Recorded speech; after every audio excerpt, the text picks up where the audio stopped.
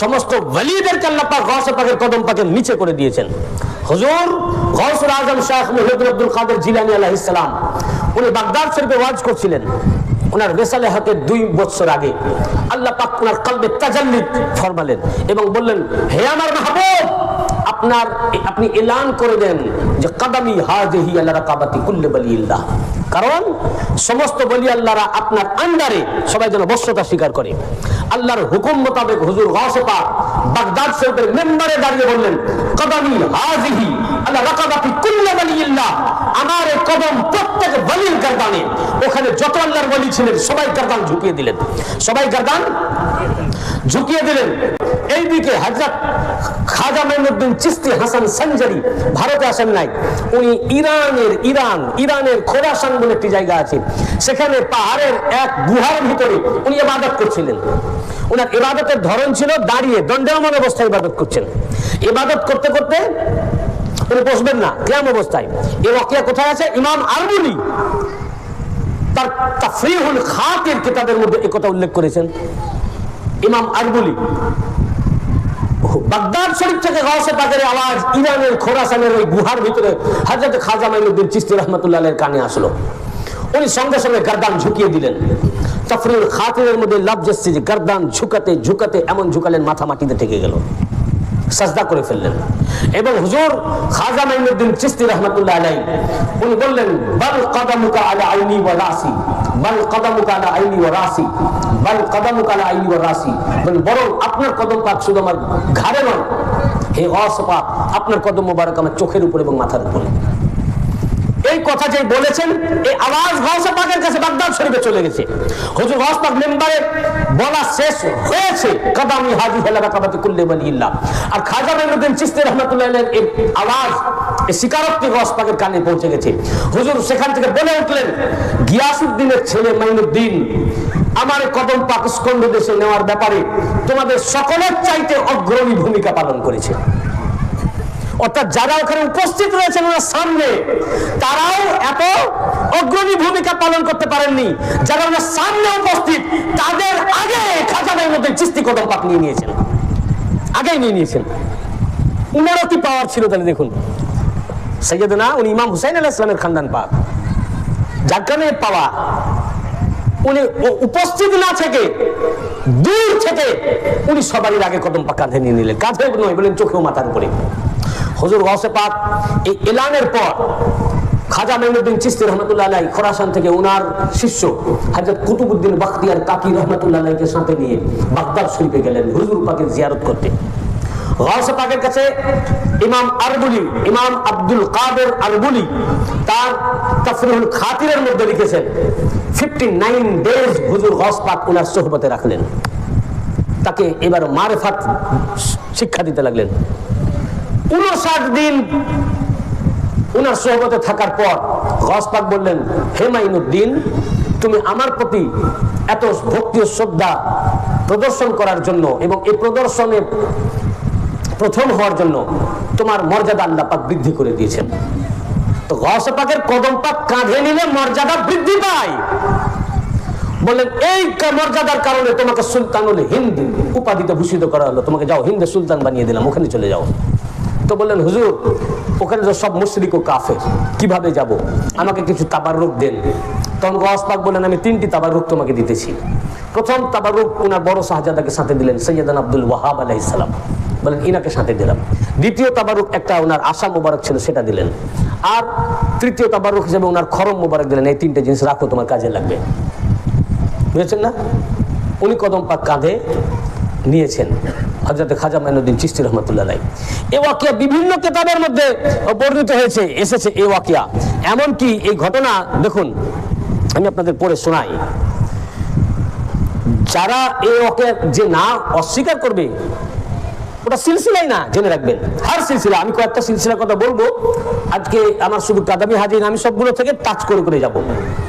বুঝতে পেরেছেন না? এর উপরে কেন কাদামি হাজির আলা রাকাবাতি কুল্লি ওয়ালিল্লাহর উপরেও আমার একটা ওয়াজ আছে। এই তো গত পরশু দিন সিজগামে শুধু এইটার উপরেই বলেছি। হুজুর গাউস পাকের ব্যাপারে চিশতিয়া সিলসিলার সবচেয়ে গ্রহণযোগ্য কিতাব, সেটার নাম মিরাতুল আসরার। লেখক হচ্ছেন হযরত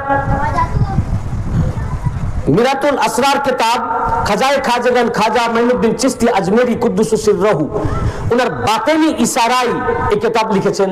লেখকের নাম হযরত শেখ আব্দুর রহমান চিশতি সাবরি আব্বাসি আলাবি, চিশতিয়া সিলসিলার শেখ। হুজুর খাজা মাইনুদ্দিন চিশতি রহমাতুল্লাহ আলাইহি ওনাকে বাতেনিতে ইশারা দিয়েছিলেন এবং ওনার বাতেনি ইশারায় উনি যেভাবে যেভাবে হুজুর খাজা মাইনুদ্দিন চিশতি রহমাতুল্লাহ আলাইহি ওনাকে বলেছেন ওইভাবে কিতাব লিখেছেন মিরআতুল আসরার। হ্যাঁ, ওনার নির্দেশ মোতাবেক, বাতেনি নির্দেশে। এবং এই লেখাটা হুজুর খাজা মাইনুদ্দিন চিশতি রহমাতুল্লাহ আলাইহির ইশারায় 1045 হিজরিতে উনি শুরু করেন, শেষ হয়েছে 1065 হিজরিতে। কত 20 বছর লেগেছে বইটা লিখতে। কত বছর? 20 বছর ধরে হযরত খাজা মাইনুদ্দিন চিশতি রাহমাতুল্লাহ আলাইহি বাতেনি ইশারায় হযরত শেখ আব্দুর রহমান চিশতি তিনি কিতাব লিখেছেন। চিশতিয়া সিলসিলার সবচেয়ে নির্ভরযোগ্য অথেন্টিক কিতাব। এই কিতাবে 78 থেকে 79 পৃষ্ঠা। যদি আপনারা কিতাব খুঁজে না পান আমাকে বলবেন, আমি পিডিএফ পাঠিয়ে দেব। এই 78 থেকে 79 পৃষ্ঠায় তিনি লিখেছেন মানে কি? খাজা মাইনুদ্দিন চিশতি রহমাতুল্লাহ আলাইহি ইশারায় লেখা, মানে এটা উনারই কথা, উনার ইশারাতে লেখা। लिखते हक ताला ने हजरत शेख अब्दुल कादिर अलैहिस्सलाम को शान अजीम कमालत बुजुर्ग करामत और नफ्स काते अता फरमाया था। बोलते हुजूर हजरत शेख अब्दुल कादिर अलैहिस्सलाम के अल्लाह पाक अजीम शान, सर्वश्रेष्ठ शान, শ্রেষ্ঠ শান এবং বুজুর্গের কামালাত, উচ্চতা এবং কারামাত আল্লাহ পাক ওনাকে দান করেছেন। এবং तमाम खुलकत बिल इत्तेफाक आपके कमालात की कायल है। সমস্ত সৃষ্টি জগৎ বিনা দ্বিধায় আপনার এই শ্রেষ্ঠত্ব, আপনার কামালাতকে মেনে নিয়েছে, আপনার এই মর্যাদাকে, উচ্চতাকে। आप मर्तबाए गौसी और कुतबी और फरदानियत से तरक्की करके मकाम महबूबियत तक गए थे। কি বলছেন? आप मर्तबाए गौसी, गौसियातेর মর্তবা, কুতুবিয়াতের মর্তবা, ফরদানিয়াতের মর্তবা, এগুলোতে তারাক্কি করতে উঠতে উঠতে মাকামে মাহবুবিয়াতের মাকামে পৌঁছে গেছেন। আর যখন ওইখানে পৌঁছে গেলেন আর ইসি হাল মে ফরমায়া, যখন মাহবুবিয়াতের মাকামে পৌঁছে গেলেন তখনই আপনি বললেন কদমি হাজিহি আলা রাকাবাতে কুল্লি ওয়ালিল্লাহ, আমার এই কদম প্রত্যেক ওলির গর্দানে। কদমি হাজিহি আলা রাকাবাতে কুল্লি ওয়ালিল্লাহ, দেখুন এই মিরাতুল আসরারের পরিষ্কারভাবে চিশতিয়া সিলসিলার কিতাবে লেখা। अब मेरा ये कदम तमाम औलिया अल्लाह की गर्दन पर है और तमाम औलिया अल्लाह ने अपनी गर्दन नीची कर ली थी। मिरातुल असरार और की बोलছেন औलिया अल्लाह ने, तमाम औलिया अल्लाह ने अपनी गर्दन नीची कर ली थी এবং সমস্ত औलिया अल्लाहगण নিজের নিজের गर्दन নিচু করে নিয়েছিলেন। ये मकाम कैसे हासिल होता है, ये मकाम কিভাবে হাসিল হয়েছে বুঝতে পারছেন না? গৌস পাক আল্লাহ পাক এই মাকাম ও মর্যাদা দান করেছেন। এবং মিরাতুল আসরারের 562 থেকে 571 পৃষ্ঠা ব্যাপী গৌস পাকের এই কদমি হাজিহি আলা রাকাবাতে কুল্লি ওয়ালিল্লাহ এর উপরে বর্ণনা করেছেন। তো ওনার কদম পাককে কাঁধে নিতে যে অস্বীকার করবে ও ওলি না, ও পীর না, ও কোনো সিলসিলা না। এবং এই কারণে দেখবেন প্রত্যেক চিশতিয়া সিলসিলার দরবারে একটা করে গৌস পাকের চিল্লাগা বা খানকা শরীফ আছে, কি নাই? সব জায়গায় আছে। আসল যিনি চিশতি হবেন তারা মানবেন, আর যারা মানবে না জানেন ওটা চিশতি না, ওটা নকলি। যেমন অনেক নকলি সৈয়দ আছে না? সৈয়দ একটা হচ্ছে খাঁটি সৈয়দ আর একটা সৈয়দই না। যেমন খিদিরপুরের মন্ডল বাবু, হ্যাঁ, এখন হয়ে গেছে সৈয়দ শাহ। ওদের বাপ দাদা সব মন্ডল, সুবোধ মন্ডলের বংশধর। ওদের পুরো হিস্ট্রি আমি জানি, ওদের দলিল কাগজপত্র আমার কাছে আছে, বুঝছেন না? ওরা সব মন্ডল সৈয়দ লিখতেছে। এরকম আমার অনেক পরিচিত, তার আব্বার নামেও সৈয়দ নাই আমার পরিচিত লোকের মধ্যে। ছেলে এখন লিখতেছে সৈয়দ, এ হলো নকলি সৈয়দ। তো এরকম নকলি চিশতি কি করে বুঝবেন কোনটা সত্যি চিশতি? যে হুজুর গস পাককে মানে যেমন রাসুল চিস্তি, যে মানে না ও চিস্তি না, চিস্তিও না, নাকশবন্দি না, মুজাদ্দিদি না, কাদেরি না, কি কোনোটাই না। এটা ছোট হওয়া হয় না, কদম পাক কাঁধে নিলে বড় হওয়া হয়। উনি কাঁধে নিয়ে বড় হয়েছেন। আর যে এটাকে অস্বীকার করবে, জানবেন ও খাজা মাইনুদ্দিন চিশতি রহমাতুল্লাহ আলাইহি ইনকার করলো, উনাকে নিচা করলো এবং ওনার মুনকার হলো, উনাকে অস্বীকারকারী হলো, কারণ উনি নিজে নিয়েছেন। তার উপরে হুজুর সাইয়েদনা খাজা মাইনুদ্দিন চিশতি রহমাতুল্লাহ আলাইহির গজব তার উপরে, উনি রাগান্বিত তার উপরে, বুঝেছেন না?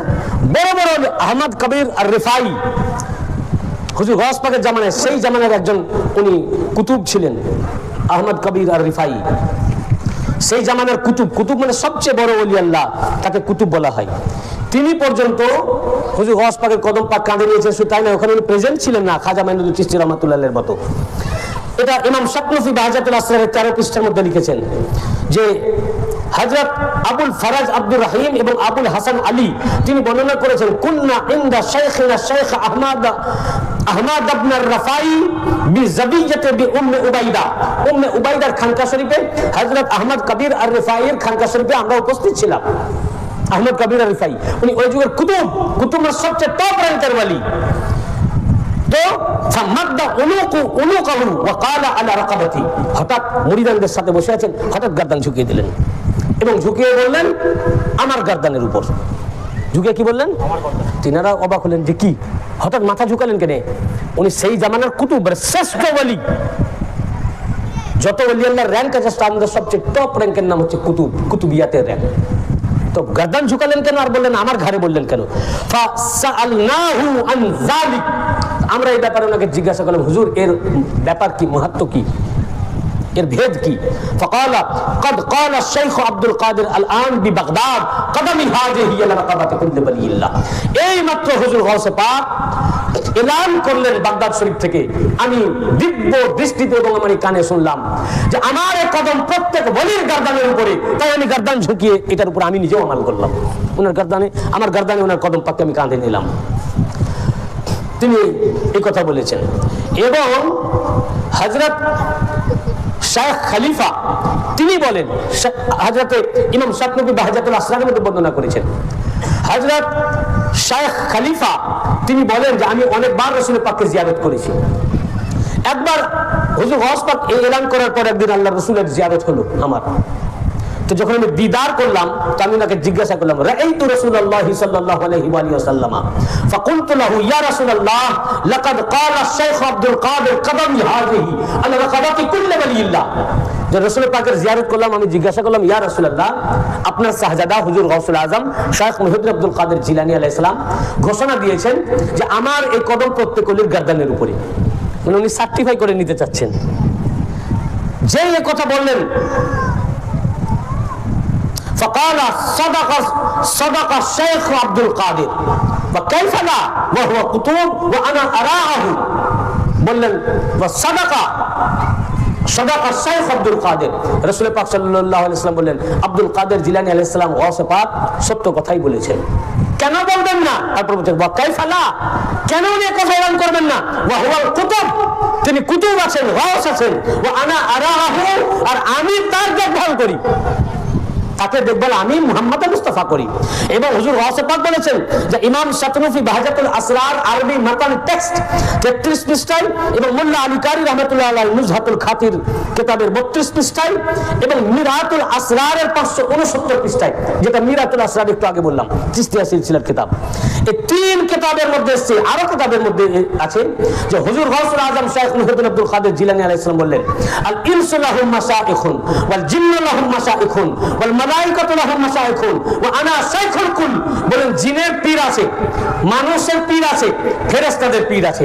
তো জিন জাতির যত পীর, জিন জাতির যত পীর, মানব জাতির যত পীর, ফেরেশতাদের যত পীর, সব পীরের পীর আমি আব্দুল কাদের জিলানী আলাইহিস সালাম।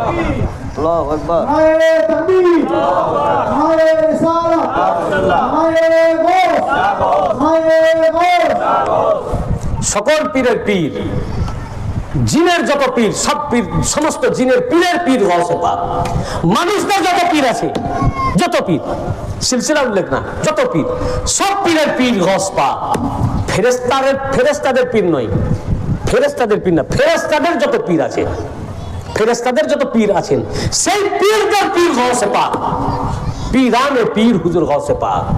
উনি বলেননি কাদামি হাজিহি লা রাকাবাতি কুল্লি মুরিদি, আমার কদম আমার প্রত্যেক মুরিদের গর্দানে, এটা বলেননি। আমরা আম মুরিদ এই কদম কাঁধে দেশে নিতে পারি না। কুল্লে ওয়ালিয়াল্লাহ, হর ওয়ালিयों की गर्दन पर है। যত ওয়ালি আল্লাহ, কাদেরিয়া, চিশতিয়া, নকশবন্দি, মুজাদ্দিদি, সোহরাওয়ার্দী, সাজারি, যত ওয়ালি আছেন তার গর্দানে আমার কদম পাক। যার গর্দান গৌসে পাকের কদম পাক থেকে খালি, ও বেলায়েত থেকে খালি, ও ওয়ালি না, ও ওয়ালি না।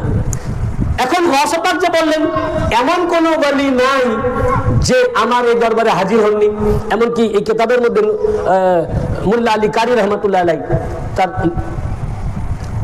গৌসে পাকের মানাকিবের কিতাবের মধ্যে নুজহাতুল খাতির আল ফাতির ফি মানাকিব শাইখ আব্দুল কাদিরের মধ্যে এবং ইমাম শাতনূ ফি বাহজাতুল আসরারের মধ্যে উল্লেখ করেছেন যে যখন হুজুর গৌস পাক বলেন আমার কদম প্রত্যেক ওলি আল্লাহর গর্দানে, আল্লাহ রাসূল সাল্লাল্লাহু আলাইহি ওয়া সাল্লাম আল্লাহ পাকের মুকাররাবিন নিকটবর্তী ফেরেশতাদের মাধ্যমে এক ভেলায়েতের খেলাত দিয়ে পাঠালেন এবং অসংখ্য ওলি আল্লাহর সমাগম হলো, আসমানে রিজালুল গায়বদের ভিড় হলো, সমস্ত ফেরেশতাদের উপস্থিতিতে এবং রিজালুল গায়ব এবং জমিনের সমস্ত ওলি আল্লাহ এত ছিলেন যে তিন ধরনের জায়গা ছিল না, সকলের উপস্থিতিতে সেই ফেরেশতাগণ ভেলায়েতের খেলাত গৌসে পাককে পড়ালেন।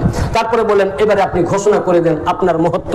তখন বললেন কাদামি হাজিহি আলা রাকাবাতি কুল্লি ওয়ালিল্লাহ, আমার এই কদম প্রত্যেক ওলির গর্দানের উপরে।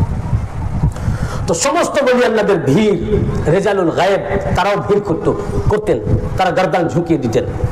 এটা তো বোঝা গেল ওলি আল্লাহরা আসতেন।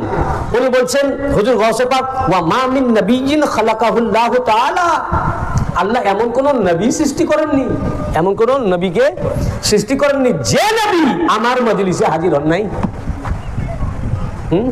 গৌস পাককে সাহাবীদের সাথে তুলনা করে, আর গৌস পাকের মর্যাদা, উনি নবী নন কিন্তু মর্যাদা নবীদের উপরে। সাহাবী কি? সাহাবীটা কি? সাহাবী মানে যে সাথী, সঙ্গ যে লাভ করেছে। আপনার যে সঙ্গ লাভ করেছে সেটা আপনার মতো হতেও পারে, নাও পারে, আপনার মতো তো হবে না, সাথী, গোলাম।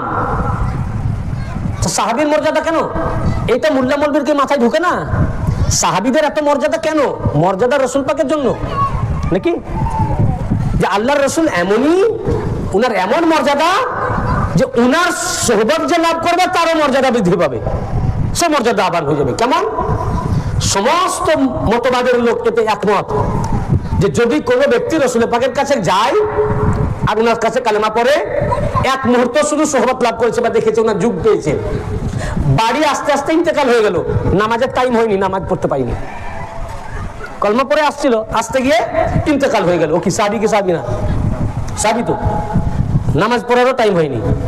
তো সেই সাহাবী যে এক মুহূর্ত অবস্থান করেছে ইসলাম আনয়নের পর, এক মুহূর্ত বা একদিন বেঁচে ছিল, এক ওয়াক্ত নামাজ পড়ারও টাইম পাইনি, ইন্তেকাল হয়ে গেল, সেই সাহাবীর মর্যাদা অন্য সমস্ত ওলি আল্লাহদের উপরে, অন্য সমস্ত।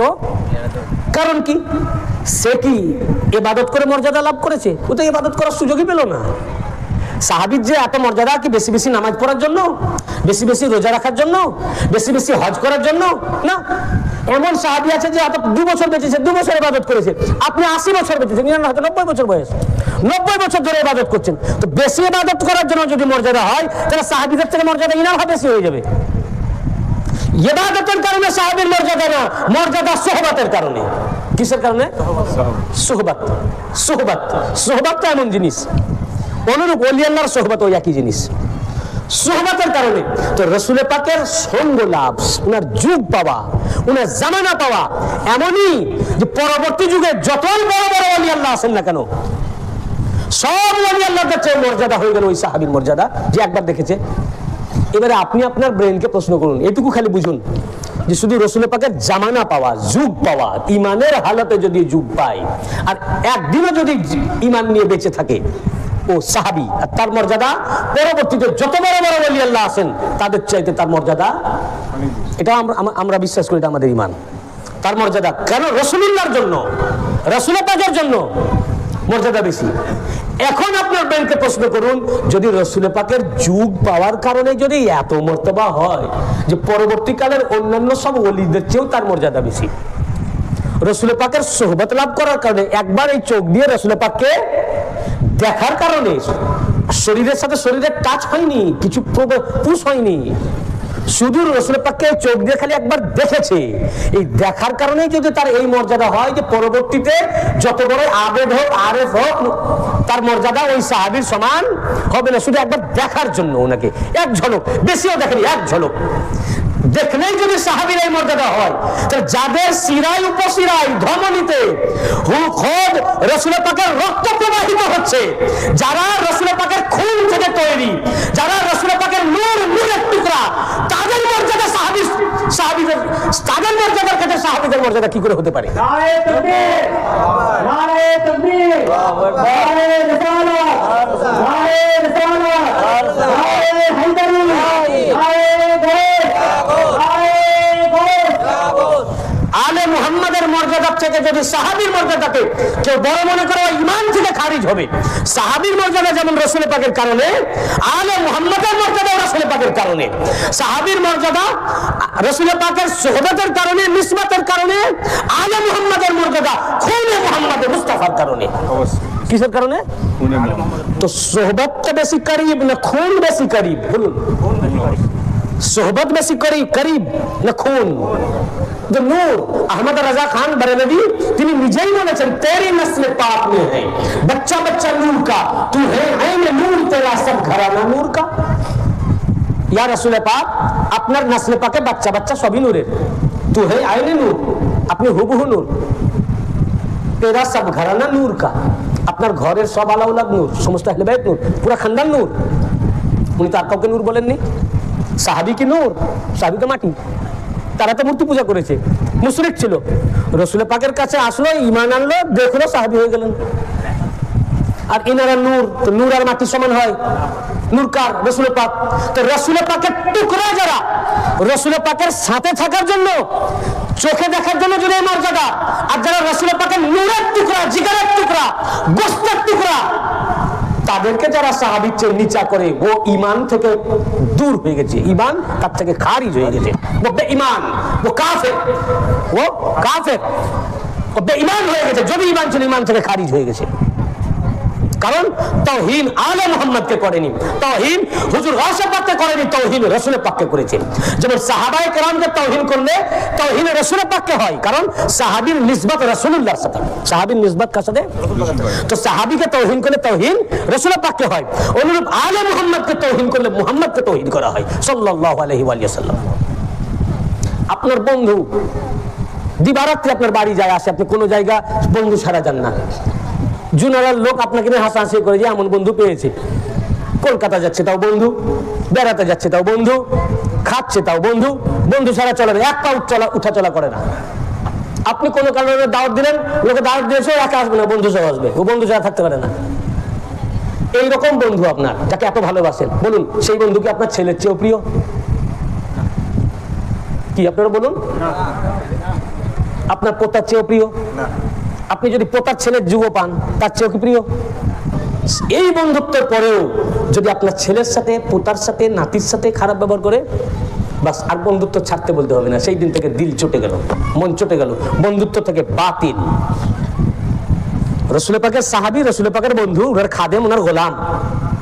এই গোলামি ততক্ষণ অবধি যতক্ষণ পর্যন্ত মুহাম্মদ মুস্তাফার আওলাদ, সন্তান সন্ততিদের সাথে তাদের মুহাব্বত, ভালোবাসা, যতক্ষণ পর্যন্ত আলে মুহাম্মদ, ইমাম হাসান হুসাইন, হুজুর গাউসে পাকের পদধূলি এই সাহাবীর মাথার উপরে নেবেন, ততক্ষণ তারা সাহাবী। রাসূল পাকের সাথে ততক্ষণ অবধি বন্ধুত্ব কায়েম থাকবে, বন্ধুত্ব কায়েম। যখনই এনারা রাসূল পাকের আহলে বাইতের সাথে দুশমনি করবে, বলে আল্লাহ রাসূল বলেন, আজ থেকে তোর সাথে আমার সাহাবিয়াত খতম, সাহাবিয়াত।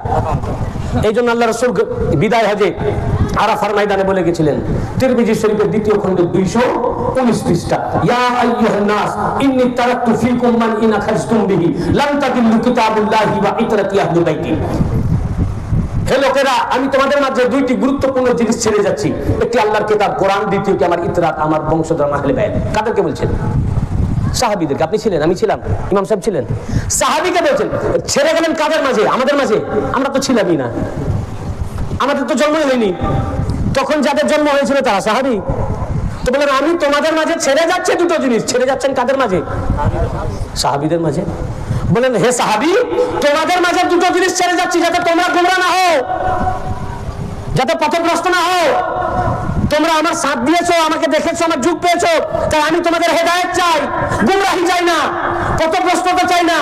কাজে তোমরা যাতে পথভ্রষ্ট না হও, তাই সাহাবী তোমাদের মাঝে আমি আমার দুটো জিনিস রেখে যাচ্ছি, মূল্যবান গুরুত্বপূর্ণ জিনিস রেখে যাচ্ছি।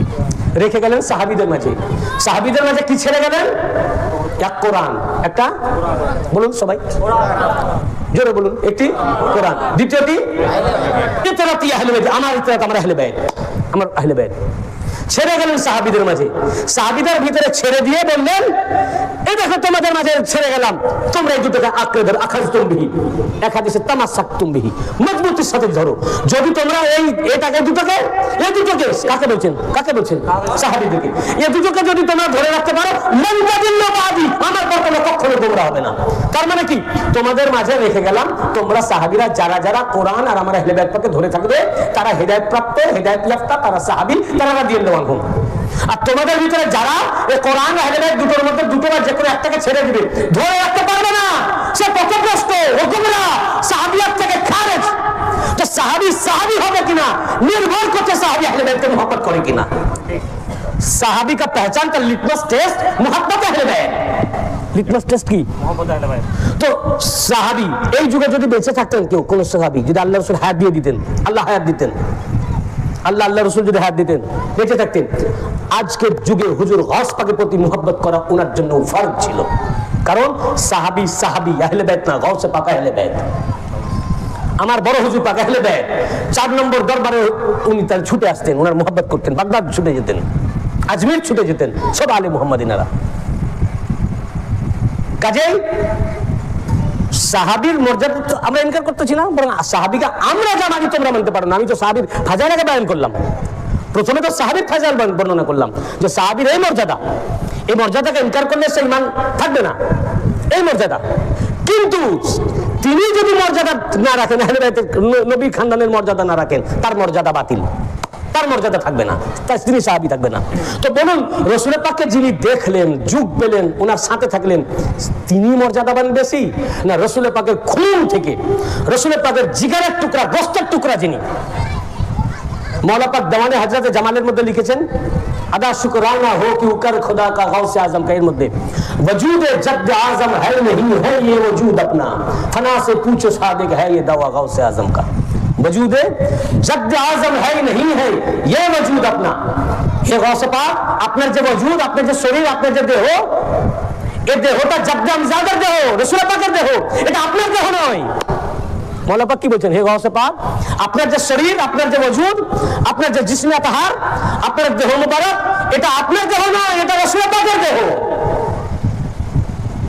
তাহলে গৌসে পাকের মর্যাদা কি গৌস পাকের মর্যাদা সাহাবীর সমান নয় সাহাবীদের উপরে গৌস পাক ও সাহাবীদের মাওলা সাহাবীদের মাওলা কেন কেন গৌস পাক কেন গৌস উনি রাসূল পাকের औलाद उन नूर अहमद रजा खान बरेलवी उनार भाषाएं उन नूर तेरी नस्ल पाक में है बच्चा बच्चा इनारा नूर नूर থেকে মাটি কি করে বলে বুঝতে পারেন নি তো গস পাক সাহাবী তো দূরের কথা অনেক পয়গম্বরদেরকে মাদদ করেছেন সাহায্য করেছেন এইজন্য গস পাক বলেছেন এমন কোন নবী আল্লাহ পাক জন্ম দেন নাই বা নবী জন্মগ্রহণ করেন নাই যে নবী আমার দরবারে হাজির হন নাই হাজির হয়েছেন এবং সেই নবীকে আমি মাদদ করেছি সাহায্য করেছি কি করেছেন সাহায্য করেছেন দেখুন হুজুর গাউস পাক কি বলেছেন হুজুর সাহেব বাগদাদ পয়গম্বরদের ব্যাপারে হুজুর গাউসুল আজম পিরানে পীর মিরানে মীর দস্তগীর শেখ মুহিউদ্দিন আব্দুল কাদের জিলানী আল হাসানী আল হুসাইনী আল বাগদাদি আলাইহিস সালাম তিনি তার কাসিদা পাকের মধ্যে কাসিদায়ে গাউসিয়া 3 নম্বর কাসিদা পাক এবং তৃতীয় কাসিদা 3 নম্বর না তৃতীয় কাসিদার 17 নম্বর কাসিদা মানে কাসিদা ভাগ আছে প্রথম দ্বিতীয় তৃতীয় চতুর্থ এর প্রথম কাসিদা অনেকগুলো আছে দ্বিতীয় কাসিদা অনেকগুলো আছে তো তৃতীয় কাসিদা 17 থেকে আমি শোনাচ্ছি 17 নম্বর হুজুর গাউসে পাক বললেন ওয়া সিররি ফিল উলিয়া বি নূরে মুহাম্মদ সিররি ফিল উলিয়া বিনূরে মুহাম্মদ, আমার গোপন ভেদ, গস পাক বলছেন আমার গোপন ভেদ উচ্চতায় নূরে মুহাম্মদের সাথে ছিল। বলে পয়গম্বর কি, যেহেতু উনি খাতমে নবুয়াত, উনার পর কেউ নবী হবেন না, এই জন্য নবুয়াতের দরজা বন্ধ। কিন্তু আলে মুহাম্মদের মর্যাদা নবীদেরও উপরে। নবী নন, মৌলা আলী নবী নন, কিন্তু নবীদের মৌলা, মান কুনতু মাওলাহু ফাআলিউল মৌলা। তাই বলতেছেন আমার গোপন ভেদ উচ্চতায়, নবুয়াত যদি খোলা থাকতো মৌলা আলী নবী হতেন, ইমাম পাক নবী হতেন, গাউস পাক নবী হতেন নবুয়াতের দরজা থাকলে। তো বললেন আমার ভেদ, আমার রহস্য উচ্চতায় নূরে মুহাম্মাদির সাথেই ছিল, নূরে মুহাম্মাদির সাথেই ছিল। হুজুর সাল্লাল্লাহু আলাইহি ওয়াসাল্লামের যে গোপন ভেদ, গাউস পাকের ভেদ সেই এক। অতএব ফাকুন্না বিসিররিল্লাহ ক্বাবলা নবুওয়া। সুতরাং এবার উনি প্রথমে নিজের কথা, সিররি এ সে গায়ে মুতাকাল্লিম, ওয়াহিদ, ওয়াহিদ মুতাকাল্লিম না, সিররি ইয়া মুতাকাল্লিম আছে, ওয়াহিদ মুতাকাল্লিম। আমার গোপন ভেদ বললেন, আমাদের বলেন নাই। আমার গোপন ভেদ উচ্চতা নূরে মুহাম্মদের সাথে। আবার রিপিট করতে হলো এই জন্য যে পরের লাইনটা বোঝাবার জন্য।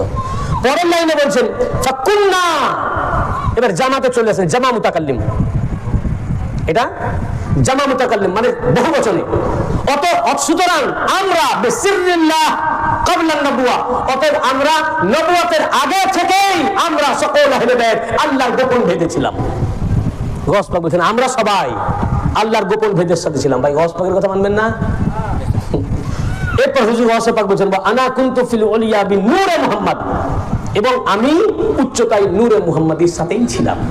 আল্লাহ পাক যে নিজের নূর থেকে নূর সৃষ্টি করলেন, কুন ফায়াকুনের দ্বারা, কুন বলেন হও, হও বলে মাত্র হয়ে গেল। তো হয়ে গেল যে নূর, আল্লাহর নাম রাখলেন আহমদ, রাসূল পাকের নূর। বলছেন যখন আল্লাহ নিজের নূর থেকে এই রাসূল পাকের নূরকে সৃষ্টি করলেন, ওই নূরের সাথে আমি ছিলাম, ওই নূরের সাথে আমি ছিলাম। মানে পুরো আহলে বাইত ছিলেন, সবাই ছিলেন, কিয়ামতের দিন যারা এখনো আসেন নাই সবাই ছিলেন, যত নূর একটা একটা করে আসতেছেন, একটা একটা করে এক এক জামানায় ইনারা আসিতেছেন। তাই বলছেন আনা কুনতু ফিল উলিয়া, এটুকু বুঝতে পারলেন কিনা? আনা কুনতু ফিল উলিয়া বিনূরে মুহাম্মদ, নূরে মুহাম্মদের সাথে আমি উচ্চতায় ছিলাম। মানে যে নূরটাকে মুহাম্মদ বললেন, ওই মুহাম্মদের নূরের সাথে আলী, ফাতেমা, হাসান, হুসাইন, তারপরে ইমাম হাসান আসকারী আলাইহিস সালাম পর্যন্ত যত ইমাম পাক, এদিকে হুজুর গাউস পাক, গাউস পাকের শাহ আব্দুর রাজ্জাক আলাইহিস সালাম, যারা এখন বর্তমান হুজুর পাক নূর, ইনি সৈয়দ সৈয়দ ইয়াসুব আলী আল কাদরি আল বাগদাদি মাদ্দাজিল্লাহু আলী, ছোট হুজুর পাক সৈয়দ শেখ ওয়াইসা বিন আল কাদরি আল বাগদাদি মাদ্দাজিল্লাহু আলী, এবং যারা এখন আসেন পরে আসবেন সব তো নূর, এই নূর নূরে মুহাম্মাদির সাথে ছিলেন। এখন একটা একটা করে আসতেছেন, এটাই এখানে উনি বলছেন। এরপর গাউস পাক বলছেন আনা কুনতু মা নূহ আশাহিদু ফিল ওয়ারা বিহারান ওয়া তুফানান আলা কাফ কুদরতি। বলে নূহ আলাইহিস সালামের সাথে উনি সাক্ষাৎ করতাম। আমি তো যখন নূরে মুহাম্মাদিকে সৃষ্টি করা হলো, তখনই তো নূরে মুহাম্মাদির সাথে আমি আছি। আমাদেরকে সৃষ্টি করা হয়েছে আদম সৃষ্টির আগে থেকে, দুনিয়ায় এসেছি পরে। সৃষ্টি সমস্ত আলে মুহাম্মদ, মুহাম্মদ ও আলে মুহাম্মদ সকল সৃষ্টির আগে ইনাদেরকে আল্লাহ পাক সৃষ্টি করেছেন কুন ফায়াকুনের দ্বারা। নূর যারা, পয়গম্বররাও নূর না, মাটি থেকে। কোরআন পাকে আছে না, আদম আলাইহিস সালামকে আল্লাহ পাক মাটি থেকে তৈরি করলেন। ইন্নী খালিকুম বাশারাম মিন তিন, আমি মাটির বাসার তৈরি করব আল্লাহ বলছেন। আদম আলাইহিস সালাম কিসের? কিসের? কোরআন কি বলছে? মাটির। এই মাটির বাসারের মধ্যে নাফাখতু ফীহি মির রূহি, আমার রূহ থেকে ফুঁক দিব, মানে নূরে মুহাম্মাদিকে প্রবেশ করাবো।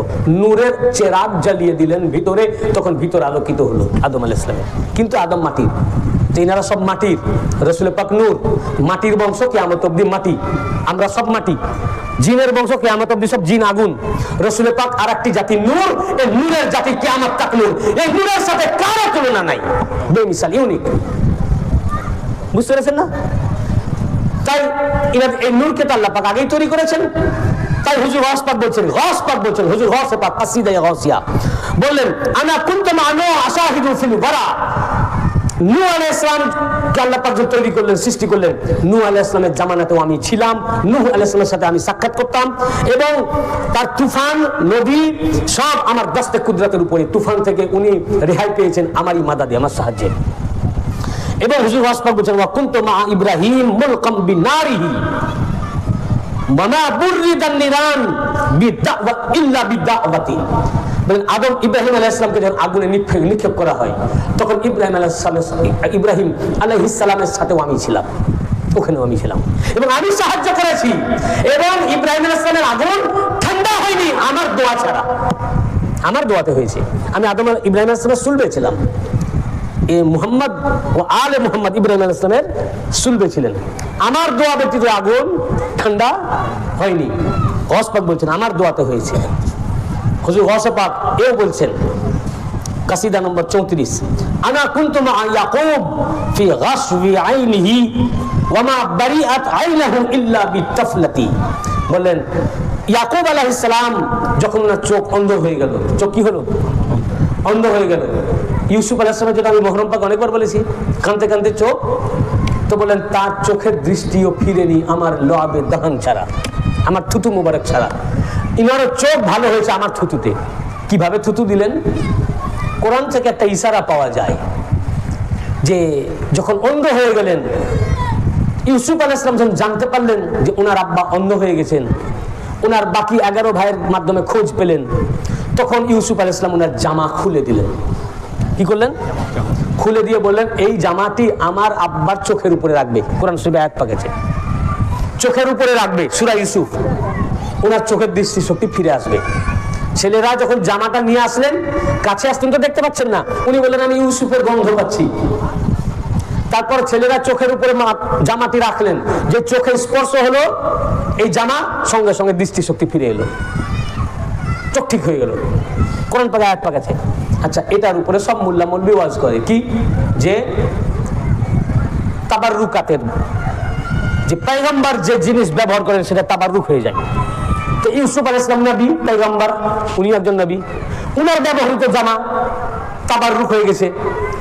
তাই যেহেতু উনি ওই জামা পরেছিলেন, ওই কাপড়ের আরো জামা হয়, কিন্তু যেহেতু ওই কাপড়ে উনি পরেছেন, তাই এটা তাবাররুক হয়ে গেছে, চোখে লাগালেন ভালো হয়ে গেল। হ্যাঁ বেশক পয়গম্বর বা আল্লাহর ওলি যেটা ব্যবহার করবেন ওটা তাবাররুক, ওটা দাফিউল বালা হয়ে যায়।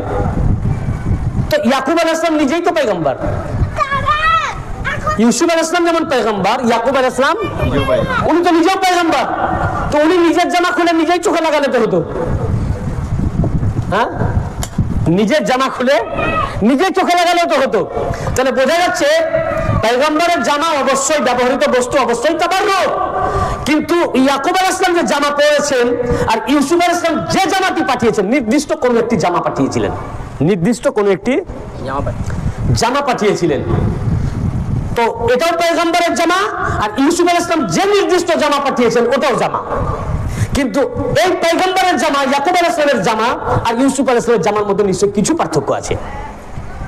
এই যে গৌস পাক বলছেন আমার লোয়াবে দহন ছাড়া তার চোখ ভালো হয়নি, নিশ্চয় ইউসুফ আলাইহিস সালামের জামাতে গৌস পাকের থুতু পাচ্ছিল, ওইটাতেই ছিল। আর ওইটার জন্যই ওয়েট করছিলেন ইয়াকুব আলাইহিস সালাম যে কোথায় আমার ইউসুফ, কোথায় আমার ইউসুফ। হুজুর গৌস পাকের থুতু মোবারক তো ওই জামাতেই আছে। ইউসুফকে না পাওয়া পর্যন্ত আমার চোখ ভালো হবে না। যার কারণে উনি ওনার ছেলেদেরকে বলছেন আপনি এত কাঁদছেন, কান্না বন্ধ করেন। বলেন আমি আল্লাহর তরফ থেকে যা জানি তোমরা ওটা জানো না। ইয়াকুব আলাইহিস সালাম আমি যেটা জানি, জামা তো আমার কাছেও আছে, কিন্তু গৌস পাকের থুতু মোবারক আমার জামাই নাই, গায়েবী ভাবে এসেছে। আল্লাহ পাক সবকিছুর উপরে কাদের, কিভাবে পাঠিয়ে দিয়েছেন গৌস পাক নিজেই তো বলছেন না, আনা কুনতু মা ইয়াকুব ফি গাসবি আইনিহি, আমি ইয়াকুব আলাইহিস সালামের সাথে ছিলাম যখন তার চোখ অন্ধ হয়ে গিয়েছিল। ওয়া মা বারিআত আইনাহু ইল্লা বিতাফলাতি, তার চোখ ভালো হয়নি, অন্ধত্ব দূর হয়নি আমার থুতু মোবারক ছাড়া, লাবে দহন ছাড়া, আমার থুতু মোবারকে। ওই জন্য কোরআন পাকে আয়াত পাকে ওই জামাটি পাঠিয়েছিলেন। বুঝতে পেরেছেন না? এরপর হুজুর গৌস পাক কি বলছেন দেখুন, ওয়া আনা মা ইদ্রিস লাম্মার তাকাল উলা ওয়া আতআতুহুল ফিরদাউস আহসানা জান্নাতি। বললেন ইদ্রিস আলাইহিস সালামের সাথে যা হয়েছে, ইদ্রিস আলাইহিস সালামের ঘটনা জানেন তো, আল্লাহ পাক ডাইরেক্ট সশরীরে জান্নাতে ওনাকে তুলে নিয়েছেন, উনি এখন জান্নাতে আছেন, দুনিয়াতে কবর নাই, ওনার রওজা শরীফ নাই। তো বললেন ইদ্রিস আলাইহিস সালামকে যে জান্নাতে প্রবেশ করা হয়েছে, তোলা হয়েছে, বল ওয়াকআতুহুল ফিরদাউস আহসানা জান্নাতি, জান্নাতুল ফিরদাউসে আমার উত্তম জান্নাতে আমি তাকে অধিষ্ঠিত করেছি। জান্নাতি ইয়া মুতাকাল্লিম বলছেন আমার জান্নাত, গৌস পাক বলছেন কি আমার জান্নাতে আমি অধিষ্ঠিত করেছি তাকে। যার কারণে আল্লাহ পাক এখন কিয়ামত না হওয়া পর্যন্ত, হিসাব কিতাব না পর্যন্ত কেউ জান্নাতে যাবে না। আমি গৌস পাক চেয়েছি আমার জান্নাতে তাকে অধিষ্ঠিত করতে, তাই আল্লাহ পাক জান্নাতে পাঠিয়ে দিয়েছেন। বুঝতে পেরেছেন না? এইভাবে প্রত্যেক পয়গম্বরকে আমি মাদাদ করেছি। আনা কুনতু মা মুসা, মুসা আলাইহিস সালামের সাথেও আনা কুনতু মা মুসা মুনাজাতা রাব্বি, মুসা আলাইহিস সালাম যখন তার রবের কাছে মুনাজাত করতেন, আমি তো মুসা আলাইহিস সালামের কাছেও ছিলাম। ওয়া মুসা আসাহু মিন আসায়া ইস্তামাদ্দাত, আর মুসা আলাইহিস সালামের যে লাঠি ছিল না, যে লাঠিটা নীল নদে আঘাত করলে নীল নদের রাস্তা হয়ে যেত, লাঠিটাকে ছেড়ে দিলে ফেরাউনের যে সাপ ছেড়ে দিয়েছিল তার জাদুকর, লাঠি ছেড়ে দিলে লাঠি অজগর সাপ হয়ে গেলে সেই সাপগুলোকে খেয়ে ফেলতো। এই লাঠি দ্বারা মুজিজা উনি দেখাতেন। হুজুর গাউসে পাক বলতেন কোন লাঠি? লাঠি তো অনেক ছিল। মুসা আলাইহিস সালাম যে মুজিজা দেখাতেন, যে আশা মুবারক যে লাঠি ওনার, ওটা ছিল আমি হুজুর গাউসে পাকের ইস্তেমদাদের লাঠি।